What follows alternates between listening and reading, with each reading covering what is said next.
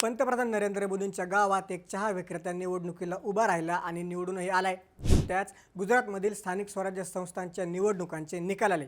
यामध्ये चक्क एक चहा विक्रेता नगरसेवकपदी निवडून आलाय। नक्की कोण आहे ते सांगतो, पण त्याआधी थोडक्यातला नक्की फॉलो करा। पंतप्रधानांच्या होम टाउनमध्ये म्हणजेच मेहसाणामध्ये भाजपने मोठा विजय मिळवला आहे। पण या विजयात सर्वात जास्त चर्चा रंगली आहे ती रमेशभाई भिल यांची। 50 वर्षीय रमेशभाई गेल्या 28 वर्षांपासून मेहसाणा भाजप कार्यालयात शिपाई म्हणून काम करत होते। कार्यालयातील नेत्यांना चहा देणं, पाहुणचार करणं आणि दैनंदिन कामं सांभाळणं हीच त्यांची ओळख होती।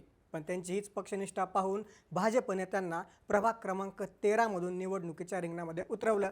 रमेशभाईंनीही या संधीचं सोनं केलं आणि तब्बल 4000हून अधिक मतांच्या फरकानं विरोधकांना पाणी पाजत मोठा विजय मिळवला। ही मोदीजींच्या नेतृत्वात रस्ते, पाणी आणि शिक्षणासाठी काम करणार असं त्यांनी विजयानंतर सांगितलंय।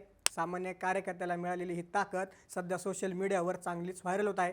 याबद्दल तुम्हाला काय वाटतं कमेंटमध्ये नक्की सांगा। तशाच घडामोडींसाठी थोडक्यातला नक्की फॉलो करा। बातमी म्हणजे थोडक्यात।